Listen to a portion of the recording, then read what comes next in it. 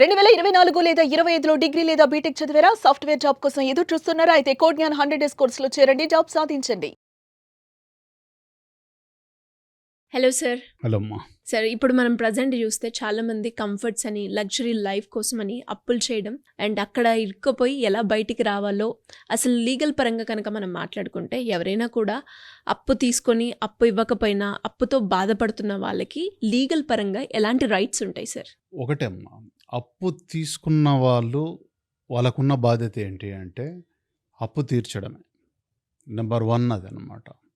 కొన్ని సందర్భాల్లో ఏంటంటే కాన్బట్ పరిస్థితులు, అవి ఎక్స్ట్రీమ్ సిచ్యుయేషన్స్లో వాళ్ళది కట్టలేనప్పుడు సహేతుకంగా ఉంటే ఆ కారణం కోర్టు వారిని అప్రోచ్ అయ్యి కొంత టైం తీసుకోవచ్చు.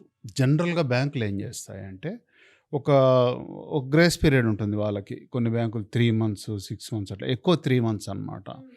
ఒక క్రెడిట్ కార్డు కానివ్వండి, ఏదన్నా లోన్ కానివ్వండి, వాళ్ళ ఈఎంఐ తీర్చకపోయినా కూడా ఒక 3 నెలల వరకు బ్యాంకు వాళ్ళు కూడా చూస్తారు. చూసి తర్వాత వాళ్ళు కొద్దిగా ప్రెజర్ పెట్టడం మొదలు పెడతారనమాట. అప్పుడు జనరల్గా మమ్మల్ని అప్రోచ్ అవుతూ ఉంటారనమాట వీళ్ళు.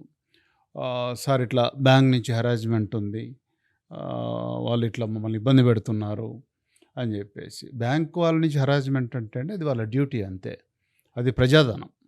సో అప్పు తీసుకున్నప్పుడు ఇవ్వలేని పరిస్థితుల్లో కోర్టు వారు ఏం చేయొచ్చు అంటే కోర్టు ద్వారా మనం పొందగలిగే రిలీఫ్ ఏంటి అంటే బ్యాంక్ వాళ్ళు ఇచ్చే టైంకి ఇంకొద్దిగా టైం యాడ్ చేయగలం అంతే. ఓకే. ఆ గ్రేస్ పీరియడ్ని పెంచగలం తప్ప, అది కూడా కారణం సహేతుకమైతే. అంతేగాని డబ్బులు ఇవ్వకుండా అయితే ఎలాంటి రెమెడీ రాదు. కోర్టు నుంచి ఎటువంటి రెమెడీ కూడా మనం తీసుకోలేము. ఖచ్చితంగా డబుల్ కట్టి తీరాల్సిందే. అది ఫైనాన్షియల్ ఇన్స్టిట్యూట్ దగ్గర తీసుకున్నా, అంటే బ్యాంకుల దగ్గర తీసుకున్నా కూడా, లేదా ఒక మనిషి దగ్గర పర్సనల్గా తీసుకున్నా కూడా, ఒక ఫ్రెండ్ దగ్గర ఇంకొకరి దగ్గర చేబదులుగా తీసుకున్నా కూడా, అప్పుగా తీసుకుంది 4 రోజులు పోయాకైనా సరే ఇచ్చి తీరాల్సిందే. దానికైతే వేరే ఏ విధమైనటువంటి రెమెడీ లేదు. టైం మాత్రం నెగోషియేట్ చేయొచ్చు సిచ్యుయేషన్ బట్టి.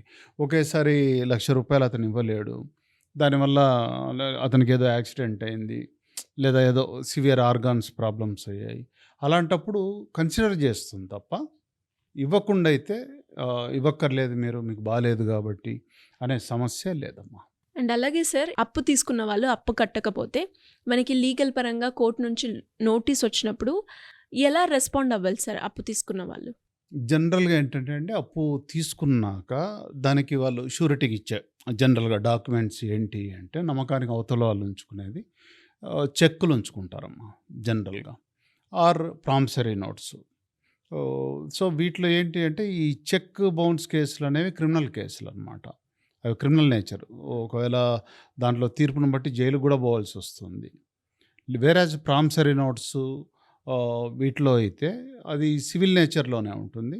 అంటే ఆస్తుల్ని తాకట్టు పెట్టడము, ఆ ఆస్తుల్ని ఇది చేయడము, కోర్టు ద్వారా సీజ్ చేసుకోవడము, ఇలాంటి రెమెడీస్ ఉంటాయన్నమాట.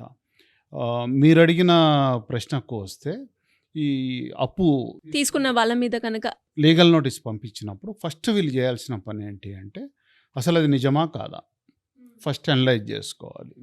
మీకు వచ్చే ఆ నోటీస్లోనే, నోటీస్ అంటే జనరల్గా సమన్ అంటాం అన్నమాట. కొన్నిసార్లు చెక్ బౌన్స్ కేసుల్లో అయితే న్యాయవాది గారు, అడ్వకేట్ గారు నోటీస్ పంపిస్తారు. చెక్ బౌన్స్ అయ్యాక ఒక 1 మంత్ లోపే మనకు నోటీస్ వచ్చేస్తుంది అనమాట. అందులోనే మీకు అర్థమైపోతుంది నోటీస్లో ఇది చెక్ బౌన్స్ కేసా లేకపోతే ఏంటి అని.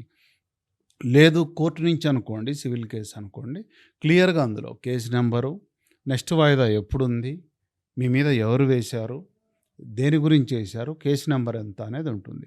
దాన్ని తీసుకొని వెళ్ళి మీరు ఆ సమన్ను తీసుకొని వెళ్ళి నేరుగా దగ్గరలో ఉండే, అదే మీకు తెలిసిన అడ్వకేట్ గారిని ఎవరైనా సరే వారి దగ్గరికి వెళ్ళి అప్రోచ్ అయినట్లయితే వాళ్ళు మీకు ఒక రెమెడీ చూపిస్తారు. అలాగే లీగల్ నోటీస్ కూడా, ఆ నోటీస్ రిసీవ్ చేసుకోగానే ఏమోలే మనము కామ్గా ఉన్నాము అంటే, దీని నుంచి తప్పించుకోవచ్చులే అనుకున్నారు అంటే మాత్రం ఇంకా ఆ సమస్యలో కూరుకొని పోవడమే అండి. అది ఎట్టి పరిస్థితిలో కూడా వెంటనే దానికి రెస్పాండ్ అవ్వాలి.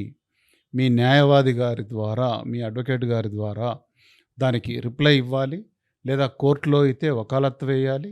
వకాలత్ వేసి మీ తరఫున మీ వాదన ఏంటి అనేది మీ న్యాయవాది గారి చేత కోర్టు వారికి తెలియజేయాలి. లేదు అంటే లేట్ అయ్యే కొద్దీ చాలా ప్రమాదం జరుగుతుంది. ప్లస్ మీరు అది తీసుకొని కూడా అటెండ్ కాకపోతే ఎక్స్‌పార్టీ అయిపోయి అవతల వాళ్ళకి ఫేవర్‌గా ఆర్డర్ వచ్చే అవకాశం కూడా ఉంది. కాబట్టి ఎప్పుడైనా సరే ఈ లీగల్ నోటీస్ వచ్చినా, అదర్‌వైజ్ కోర్టు నుంచి సమన్‌లొచ్చినా కూడా ఒక్కరోజు కూడా ఆలస్యం చేయకూడదు. వెంటనే రియాక్ట్ ఇమ్మీడియేట్‌గా అవ్వాలి. వెంటనే మీరు ఒక న్యాయవాది గారిని కలిసి, అడ్వకేట్ గారితోటి ఏం చేయాలి అనేది వారు మిమ్మల్ని గైడ్ చేస్తారు. వారి ప్రకారం ఇమ్మీడియేట్‌గా యాక్షన్ తీసుకొని తీరాలి. అండ్ అలాగే సార్ మీరన్నారు చెక్ బౌన్స్‌కి సంబంధించిందే అయితే దాని నుంచి ఎలా బయటపడాలి సార్? చెక్ బౌన్స్ కేసుల్లో ఏంటి అంటే అండి, కొన్నిసార్లు మనం షూరిటీకి ఇస్తాం. అప్పు ఇవ్వకపోయినా అంటే డబ్బు ఇవ్వాల్సిన అవసరం లేకపోయినా కూడా కొన్నిసార్లు షూరిటీకి ఇస్తారనమాట. అతని తరఫున నేను ఇస్తున్నాను సంథింగ్. అది కోర్టుకు ప్రూవ్ చేయాల్సిన బాధ్యత ఎవరైతే చెక్ ఇచ్చారో వారిదే. హ్మ్. జనరల్‌గా అప్పు తీసుకొని చెక్ ఇచ్చిన వాళ్ళు కూడా ఏం చెప్తారు అంటే, ఇదొక ప్రొవిజన్ ఉంది కాబట్టి, నేను ఊరికే షూరిటీకి ఇచ్చానండి, ఊరికే రాసి ఇచ్చానండి అనే అవకాశం ఉంది. కాబట్టి బర్డెన్ ఆఫ్ ప్రూఫ్ అనేది ఎప్పుడు కూడా చెక్ ఎవరైతే ఇచ్చారో వారి మీదే ఉంటుంది. ఇంకోటేంటంటే, ఈ చెక్కులు అనేవి ఏదో పిల్లలు ఆడుకుంటున్న లాంటి వస్తువులు కాదండి. అది నెగోషియబుల్ ఇన్‌స్ట్రుమెంట్స్ అవి. ఆ కేసులో గానీ ఇదేంది అంటే అమౌంట్‌కు డబుల్ కట్టాల్సొస్తుంది. ప్లస్ జైలుకి కూడా పోవాల్సొస్తుంది. ప్లస్ అమౌంట్ డబుల్ కూడా కట్టాల్సొస్తుంది. సపోజ్ 50,00,000 చెక్ ఉందనుకోండి, ₹1,00,00,000 కట్టాల్సిన ఇది కూడా ఉంటుందన్నమాట. అంటే ఆ కేసులో ఉన్న నిజానిజాలను పరిశీలించి అవతల వ్యక్తి ఎంత ఇబ్బంది పడ్డాడు దీనివల్ల అనే దాన్ని బట్టి కోర్టు వారు నిర్ణయిస్తారు.